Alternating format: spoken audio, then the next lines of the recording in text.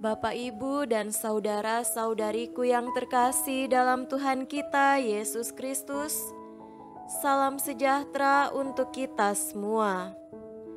Berkat Allah yang Maha Kuasa senantiasa menyertai kita.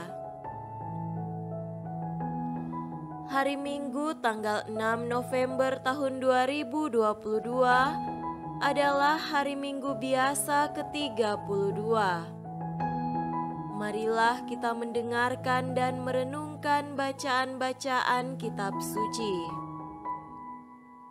Bacaan pertama dari kitab kedua Makabe, pasal 7, ayat 1 sampai 2, dilanjutkan dengan ayat 9 sampai 14.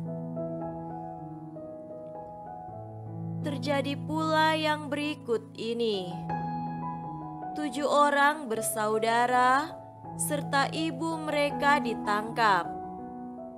Lalu dengan siksaan cambuk dan rotan, mau dipaksa oleh sang raja untuk makan daging babi yang haram. Maka seorang dari antara mereka, yakni yang menjadi juru bicara, berkata begini, "Apakah yang hendak Baginda tanyakan kepada kami, dan apakah yang hendak Baginda ketahui? Kami lebih bersedia mati daripada melanggar hukum nenek moyang." Ketika sudah hampir putus nyawanya, berkatalah ia, "Memang benar kau bangsat, dapat menghapus kami dari hidup di dunia ini, tetapi Raja alam semesta akan membangkitkan kami untuk kehidupan kekal, oleh karena kami mati demi hukum-hukumnya." Sesudah itu, maka yang ketiga disengsarakan. Ketika diminta, segera dikeluarkannya lidahnya, dan dengan berani dikedangkannya tangannya juga. Dengan berani berkatalah ia, "Dari sorga, aku telah menerima anggota-anggota ini, dan demi hukum-hukum Tuhan, kupandang semuanya itu bukan apa-apa. Tetapi aku berharap akan mendapat kembali semuanya daripadanya." Sampai-sampai sang raja sendiri serta pengiringnya pun tercengang-cengang atas semangat pemuda itu yang memandang kesengsaraan itu bukan apa-apa. Sesudah yang ketiga berpulang, maka yang keempat disiksa dan dipuntungkan secara demikian pula. Ketika sudah dekat pada akhir hidupnya, berkatalah ia, "Sungguh, baiklah berpulang oleh tangan manusia dengan harapan yang dianugerahkan Allah sendiri, bahwa kami akan dibangkitkan kembali olehnya. Sedangkan Baginda tidak ada kebangkitan untuk kehidupan." Demikianlah sabda Tuhan. Syukur kepada Allah.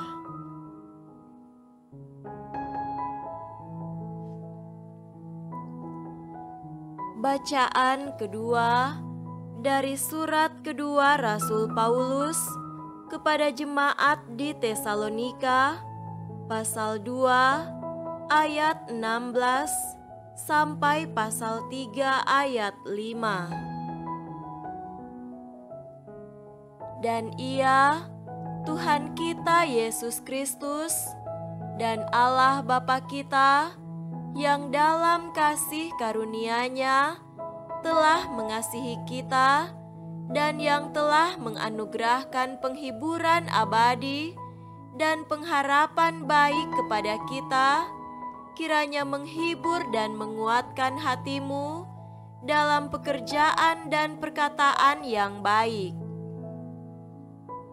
Selanjutnya, saudara-saudara, berdoalah untuk kami supaya firman Tuhan beroleh kemajuan dan dimuliakan, sama seperti yang telah terjadi di antara kamu, dan supaya kami terlepas dari para pengacau dan orang-orang jahat, sebab bukan semua orang beroleh iman. Tetapi Tuhan adalah setia. Ia akan menguatkan hatimu dan memelihara kamu terhadap yang jahat.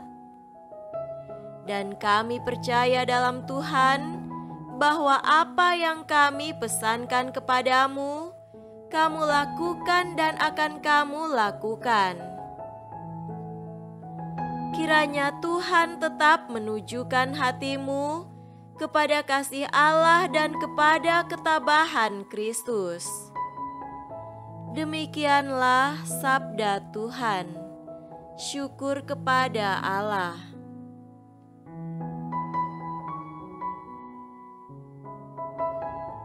Semoga Tuhan beserta kita sekarang dan selama-lamanya.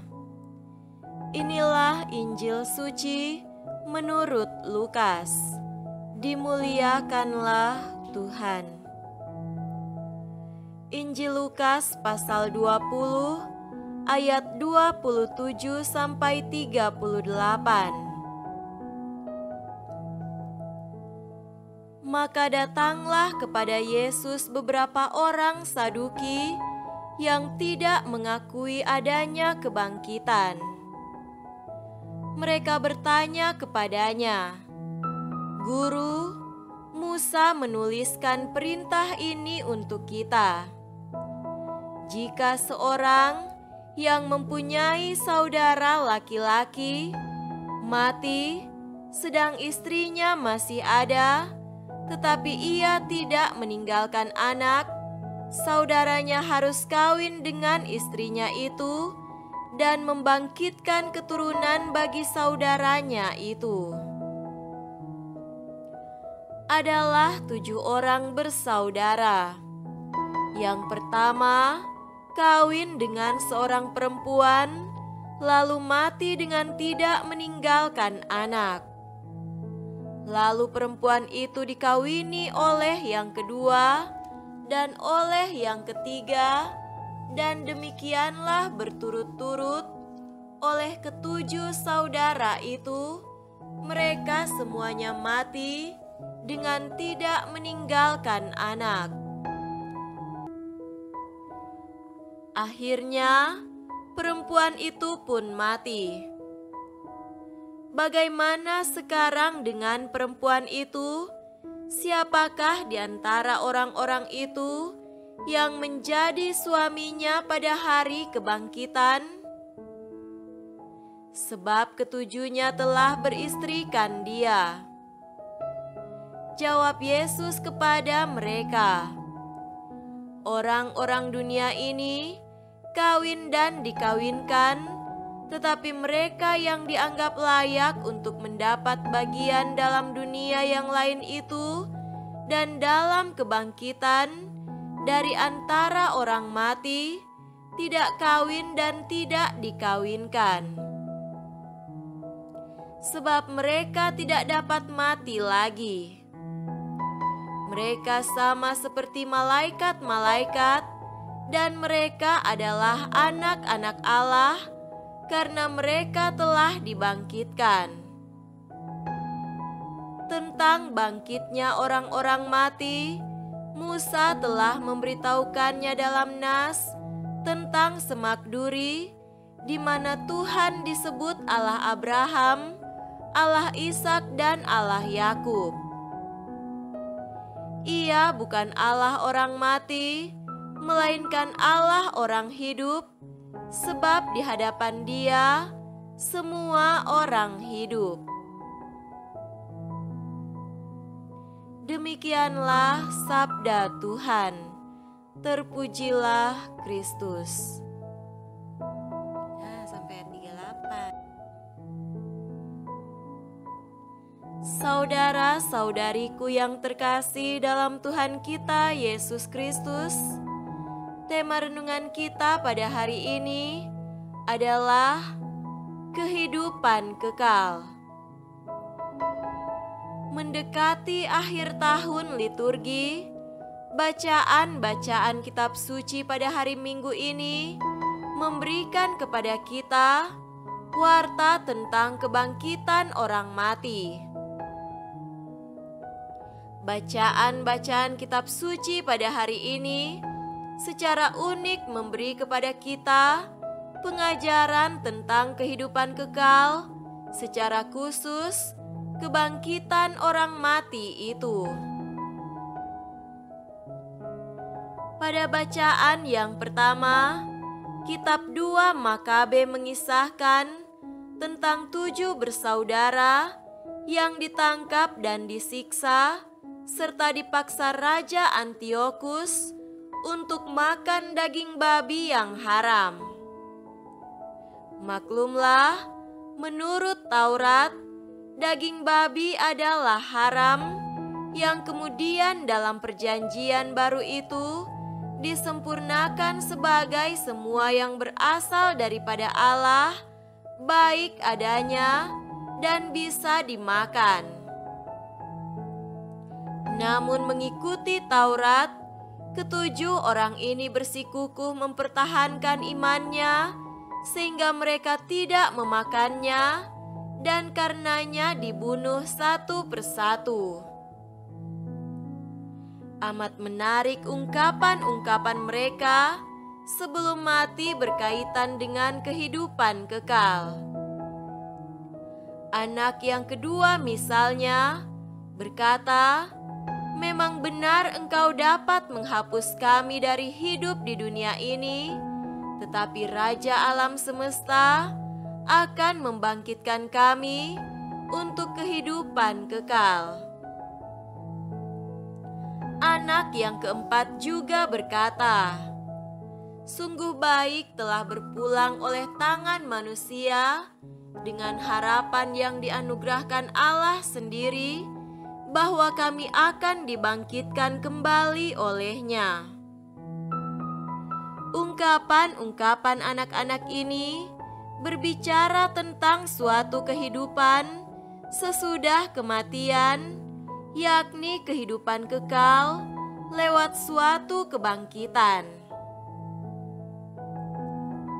Saudaraku terkasih, dalam Injil hari ini kita mendengarkan tentang kisah kebangkitan.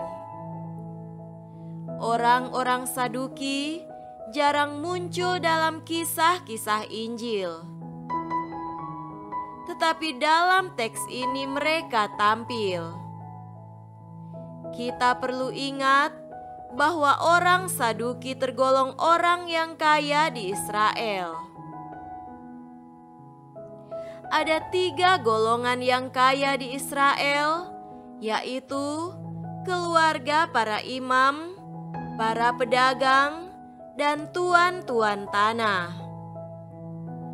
Orang-orang Saduki tidak peduli keberadaan orang Romawi menguasai daerah-daerah itu sejauh mereka bebas untuk menjalankan bisnis mereka dan mendapatkan keuntungan. Orang Saduki hanya menerima kitab suci sebagaimana yang tertulis dan tidak menerima interpretasi yang dibuat oleh orang-orang Farisi dan para ahli Taurat. Berbeda dengan orang Farisi, mereka tidak percaya akan kebangkitan orang mati. Keberadaan para malaikat pun ditolak mereka. Berhadapan dengan kebangkitan badan, orang-orang Saduki bertanya kepada Yesus tentang 7 orang yang mengawini seorang wanita dan tidak mendapatkan anak satupun, mulai dari suami yang pertama sampai dengan yang ketujuh. Dasarnya ada pada kitab Ulangan yang mengatakan bahwa jika seorang suami meninggal, maka saudaranya lelaki harus mengambil dia sebagai istrinya. Mereka bertanya pada Yesus, siapakah dari orang-orang itu yang menjadi suami dari wanita itu dalam kebangkitan nanti? Pertanyaan mereka sebenarnya mau menjebak Yesus dan berupaya membela kepercayaan mereka bahwa tidak ada kebangkitan orang mati, sekaligus mau menertawakan orang-orang yang percaya akan kebangkitan orang mati, seperti para Farisi dan ahli-ahli Taurat. Kepada mereka, Yesus menerangkan bahwa dalam kebangkitan tidak ada yang kawin dan dikawinkan. Mereka seperti malaikat-malaikat dan menjadi anak-anak Allah, sehingga kebangkitan itu tidak bisa dinilai dari hal-hal duniawi, melainkan hal surgawi. Yesus menerangkan bahwa Allah bukanlah Allah orang mati, melainkan Allah orang hidup. Allah adalah Allah Abraham, Allah Ishak dan Allah Yakub, sebagaimana yang diberitahukan Musa dalam Nas tentang semak duri. Saudara-saudariku terkasih, iman kita sebagai orang Kristen adalah iman akan Allah yang kelak akan membangkitkan kita dari mati menuju hidup yang kekal, agar kita boleh mengambil bagian dalam kekayaan kehidupan Allah. Di sana kita diberi kuasa untuk mengasihi tanpa batas, sebagaimana Allah mengasihi kita. Kepercayaan ini semestinya mengajak kita sejak masih di dunia ini untuk mengambil bagian dalam kehidupan Allah lewat praktek kehidupan yang sungguh bersesuaian dengan firman Allah. Semoga demikian. Amin.